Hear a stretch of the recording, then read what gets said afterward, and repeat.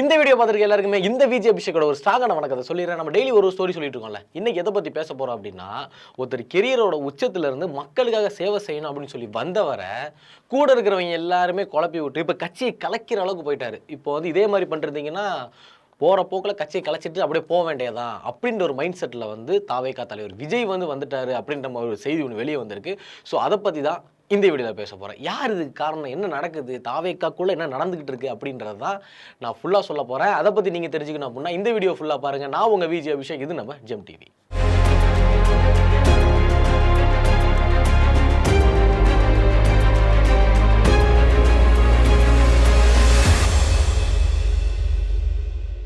தமிழ் சினிமாவில் ஒரு முன்னணி நடிகராக இருந்த விஜய் அவரோட கெரியரோட உச்சத்தில் இருந்தார். அதை அப்படியே தூக்கி போட்டுட்டு ஓகே மக்களுக்காக நம்ம வந்து சேவை செய்யலாம், மக்களுக்காக நம்ம இதுக்கப்புறம் நம்ம வாழ்க்கையை கொண்டு போகலாம் அப்படின்ற ஒரு ஐடியாவில் வந்து அரசியலுக்குள்ள குதிச்சாரு அப்படின்னு சொல்லி தாவேகா தலைவர் விஜய் சொல்லியிருந்தாரு. நான் வந்து நல்லா சம்பாரிச்சிட்டு இருந்தேன், ஸோ எனக்கு வந்து நீங்கள் அவ்வளோ கஷ்டப்பட்டீங்க, எனக்காக நீங்கள் அவ்வளோ சப்போர்ட் பண்ணீங்க, கடைசி காலத்தில் நான் உங்களுக்காக இருக்கணும், உங்களுக்காக சேவை செய்யணும் அப்படிங்கிறதுக்காக தான் நான் விட்டுட்டு ஃபுல்லாகவே நான் வந்து ஒரு பொலிட்டீஷியனாக வந்து இருக்க போகிறேன் அப்படின்னு சொல்லி தாவேகா தலைவர் விஜய் வந்து மக்களுக்காக இவ்வளோ ஒரு பெரிய ஒரு செயலை வந்து செஞ்சிருக்காரு அப்படின்னே சொல்லலாம். அப்படி இருக்கிறவரை கூட இருக்கிறவங்க எல்லாருமே இந்த எப்படி சொல்லுவாங்கன்னா, அந்த கூட ஒரு 4 பேர் இருப்பாங்கல்ல, ஒரு விஷயத்த வந்து பலவிதமா பேசுவாங்க அப்படின்னு. இப்போ வந்து நான் கொட்டாய் விட்டேன் அப்படின்னு சொன்னேன் அப்படின்னா, ஒருத்தன் வந்து என்ன சொல்லுவான், தூங்கிட்டாருன்னு சொல்லுவான். இன்னொருத்தன் என்ன சொல்லுவான், அவருக்கு வந்து போர் அடிக்குது அப்படின்னு சொல்லுவான். இன்னொருத்தன் என்ன பண்ணுவான், வாயை பொளந்துட்டு செத்துட்டாருன்றான். இன்னொருத்தன் என்ன சொல்லுவான், வாயை பொளந்துருந்தாரு செத்து அவருக்கு பால் ஊத்தியாச்சு அப்படின்றான். அந்த மாதிரி ஒரு 4 பேர் 4 விதமா பேசுற ஒரு டீம் எப்பவுமே இருக்கும். நம்ம ஒரு செயல் செய்யறோம் அப்படின்னா சுத்தி இருக்கிறவங்க வந்து எந்த மைண்ட் செட்ல இருக்காங்களோ அந்த மாதிரி தான் அந்த டீமே ஃபுல்லாவே போவோம். தலைவர் வந்து எந்த மாதிரி இருக்காருன்றது அவசியமே கிடையாது. தலைவர் வந்து ஒரு மாதிரி ஸ்ட்ராங்கா இருந்தாலும் கூட இருக்கிறவங்க எல்லாருமே வந்து அந்த தலைவருக்கு ஈடு கொடுக்குற மாதிரி இருந்தால் மட்டும்தான் ஒரு டீம் வந்து நல்லாவே ஃபார்ம் ஆகும் இல்லையா? ஆனால் கூட இருக்கிறவங்க குட்ட குழப்பியா இருந்தாங்கன்னு வச்சுக்கோங்களேன், கண்டிப்பாக அது வந்து சாத்தியமே கிடையாது. நான் யாரை சொல்கிறேன் அப்படின்னு உங்களுக்கு தெரியும். எம்பளத்தி கும்பலத்தின்னு சொல்கிற நம்மளோட புஷி ஆனந்த் அவர்கள், அதுக்கப்புறம் பார்த்தா ஆதவ அர்ஜுன் அவர்கள், அதுக்கப்புறம் பார்த்தோன்னா ஜான் ஆரோக்கியசாமி, இவங்க 3 பேர் இருக்கிறதுனாலயே தாவேகா வந்து ஸ்லாஷ் ஆக போகுது அப்படின்னு சொல்லிட்டு இருக்காங்க. என்ன அப்படின்னா, இப்போ தாவேகா அப்படின்னு எடுத்துக்கிட்டோம் அப்படின்னா தலைவர் விஜய் மேலே இருக்காருன்னா அவர் கீழே தாங்குற தூண்களா இவங்க 3 பேர் இருக்காங்க. ஓகேவா? அந்த 3 பேர் வந்து சரியா பிடிச்சிருந்தாங்க அப்படின்னா தாவேகா தலைவர் விஜய் வந்து மேலேயே இருப்பாங்க. இப்போ அவங்க எப்படி இருக்காங்க அப்படின்னா, இப்படி பிடிச்சிருக்காங்களா, ஒத்த கையில விட்டு இவனை குத்துறது, அவன் அந்த கையை விட்டு இன்னொருத்தரை குத்துறது அப்படின்னு சொல்லி 3 பேருமே வந்து சண்டை போட்டுட்டு இருக்காங்க அப்படின்னு சொல்லலாம். எதுக்காக அப்படின்னு பார்த்தோம் அப்படின்னா, ஈகோ. இதுதான் ஒரு விஷயம். ஏன்னா இப்ப தாவேகா கட்சின்றது வந்து இப்ப வளர்ந்துட்டு வர ஒரு உட்கட்சி அப்படின்னே சொல்லலாம். ஏன்னா இப்பதான் அது உள்ள வந்துச்சு. உள்ள வந்ததுக்கு அப்புறம் கொஞ்சம் கொஞ்சமா வளர்ந்துட்டு இருக்கு. ஏன்னா விஜய்க்கு வந்து ஒரு பெரிய ரசிகர் பட்டாளமே இருந்தாலும் ஒரு அரசியல் அனுபவம் அப்படின்றது வந்து விஜய் கொஞ்சம் கம்மியா தான் இருக்கு அப்படின்னு சொல்லலாம். ஏன் அப்படின்னா அவர் நடந்துக்கிற நடைமுறைகள்ல இருக்கு. ஒருவேளை இது வந்து விஜயோட ஐடியாலஜியா இருக்கலாம். அப்படி இல்லைன்னா யாராவது ஒருத்தவங்க, அதாவது ஜான் ஆரோக்கியசாமி அவர் தான் வந்து இவருக்கு எல்லாமே வந்து ஒரு மென்டாரா இருந்து சொல்லி கொடுக்குறாரு அப்படின்னு சொல்லி ஒரு தகவல் ஒன்று இருக்கு. அது எந்த அளவுக்கு உண்மை அப்படின்றது தெரியல. ஒருவேளை அவரோட ஐடியாலஜியில் விஜய் வந்து மூவ் ஆகலாம். அது மாதிரி இருக்குல்ல. இப்போ அந்த 3 பேர் வந்து இருக்காங்க அப்படின்றப்போ அவர் ஒருத்தரே அடிச்சுக்கிறாங்க. எதுக்காக அப்படின்னு பார்த்தோம் அப்படின்னா ஈகோ, இந்த ஒரு பிரச்சனையினாலேயே. இப்போ கட்சி வந்து புது கட்சின்றதுனால முன்னாடி யாருமே கிடையாது, முன்னாடி தலைவர்கள் யாருமே கிடையாது. இப்போ டிஎம்கே ஏடிஎம்கே எல்லாம் எடுத்துக்கிட்டோம் அப்படின்னா முன்னாடிலாம் தலைவர்கள் இருந்தாங்க. அந்த தலைவர்களோட வழி அப்படியே பின்பற்றி வந்ததுனால இப்போ உங்க கட்சி வந்து ரொம்ப ஸ்ட்ராங்கா இருக்கு அப்படின்னு சொல்லலாம். இது தாவேகா வந்து பார்த்தோம்னா இப்பதான் ஆரம்பிச்சாங்க. ஒரு 2 to 3 இயர்ஸ் இருக்கும். அது ஓரளவு இன்னும் ஒரு சரியான ஒரு கட்டமைப்பு இல்லை அப்படின்னு சொல்லுவோம். ஒரு வீடு கட்டுறோம் அப்படின்னா ஃபர்ஸ்ட்டு வந்து குழி நோண்டணும், அதில் தண்ணி ஊற்றணும், அதுக்கப்புறம் பார்த்தா எம்சாண்டு போடணும், சிமெண்ட் கரைக்கணும், ஜல்லி போடணும் அப்படின்ற மாதிரி ஒரு அவ்வளோ ப்ராசஸ் இருக்குல்ல.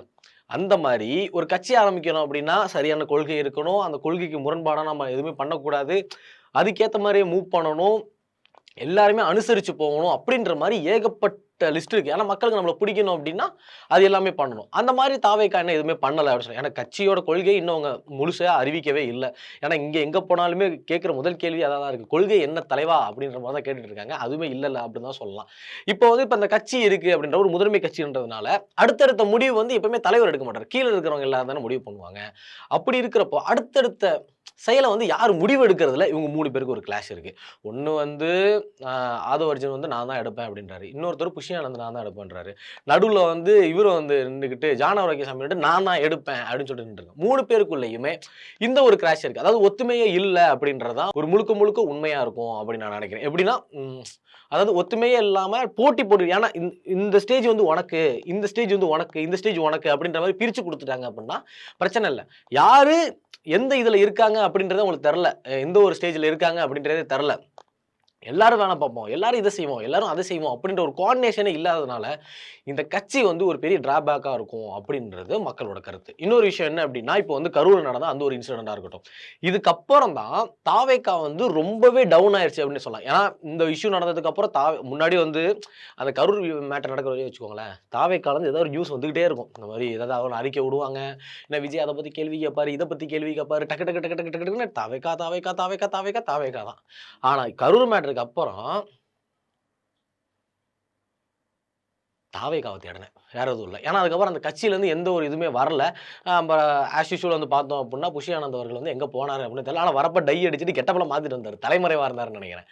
டை எல்லாம் அடிச்சுட்டு கொஞ்சம் யூத்தா அப்படியே வந்து இறங்குனாரு தலைவரு. அதுக்கப்புறம் பார்த்தா யாருமே அந்த கட்சியில இருக்கிற யாருமே வந்து ஒரு சரியா யாருமே ஒரு மக்கள போய் சந்திக்கல, ஒரு ஆறுதல் சொல்லல, எந்த ஒரு விஷயமே பண்ணல. அப்படி இருக்கிறப்போ வந்து யாரு என்ன பண்ணணுன்ற ஒரு ஐடியாவே சுத்தமா கிடையாது. அதாவது ஒரு கட்சின்னு இருக்கிறப்ப எந்த ஒரு பிரச்சனையா இருந்தாலும் நம்ம நிக்கணும் அப்படின்ற ஒரு அனுபவம் கூட இல்லாம வந்து எல்லாமே ஓடி ஒளிஞ்சுட்டாங்க. ஒருவேளை பிரச்சனை பெருசா இருக்கும்னு அவங்க போயிரலாம். ஆனா பிரச்சனை பெருசாயிருந்தாலும் இவங்க அந்த இடத்துல நின்னு போராடி இருக்கணும் இல்லையா? அதுதான். இப்போ வந்து அந்த டீமுக்குள்ள ஒரு கோஆர்டினேஷனே இல்ல அப்படின்னு சொல்லல. இந்த விஷயம் வந்து தாவேகா தலைவர் விஜய் காதுக்கு போயிருச்சு. என்னன்னா ஒரு கோஆர்டினேஷன் எல்லாம் 3 பேர் அடிச்சிட்டு இருக்காங்க அப்படின்ற மாரி. ஏன்னா புஷி ஆனந்த் வந்து பார்த்தோம் அப்படின்னா, அவர் வந்து இது ஆக்சுவலா ஃபீல்ட் ஒர்க்ல இருக்காரு டோட்டலா.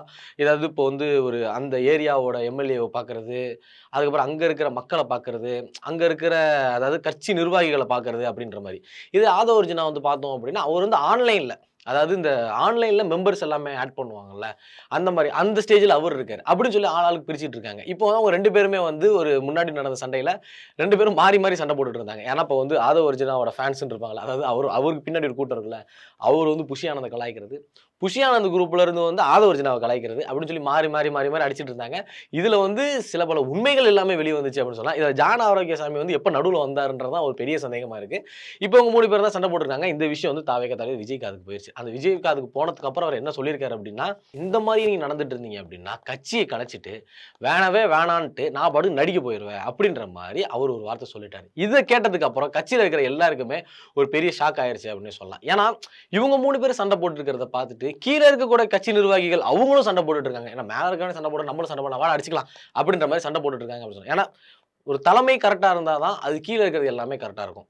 புரியுதா? அந்த மாதிரி வந்து இதுக்குள்ள இப்போ இந்த மாதிரி இஷ்யூ நடக்கிறதுனால சீக்கிரமாவே தாவேகா வந்து கலைஞ்சிரும் அப்படின்ற ஒரு பயத்திலயோ ஒரு முன்னெச்சரிக்கையிலோ விஜய் அவர்கள் வந்து சொல்லியிருக்காரு. ஏன்னா டோட்டலா வந்து புஷி ஆனந்த் தனியாவே கூப்பிட்டு அவருடைய வருத்தத்தையும் அவருடைய கோவத்தையுமே காட்டியிருக்காரு அப்படின்ற மாதிரி ஒரு செய்தி ஒன்று வெளியே வந்திருக்கு. ஸோ இதுதான் என்ன அப்படின்னா ஒரு ஒரு முன் அனுபவம் இருந்தா இந்த மாதிரி நடந்திருக்காதோ அப்படின்னு ஒரு சிலர் எல்லாமே பேச ஆரம்பிச்சிட்டாங்க. சரி, ஓகே, நீங்க என்ன நினைக்கிறீங்க? இப்படி இந்த கட்சிக்குள்ளேயே ஒரு வந்து ஒரு யூனியனே இல்லாம அதாவது ஒரு ஒற்றுமையே இல்லாம சண்டை போட்டு பிரிஞ்சிட்டு இருக்காங்களே, இத பத்தி நீங்க என்ன நினைக்கிறீங்க அப்படின்றத மறக்காம கமெண்ட் செக்ஷன்ல கமெண்ட் பண்ணிட்டு போங்க. 2026 டிவிக்கு ஆட்சிக்கு வருமா வராதான்றதையும் நீங்க என்ன நினைக்கிறீங்களோ அதை மறக்காம கமெண்ட் செக்ஷன்ல கமெண்ட் பண்ணிட்டு போங்க. இந்த மாதிரியான இன்ஃபர்மேஷன்லாம் நீங்க தெரிஞ்சுக்கணும் அப்படின்னா மறக்காம நம்ம ஜெம் டிவியை சப்ஸ்கிரைப் பண்ணுங்க. Signing off Vijay Abhishek.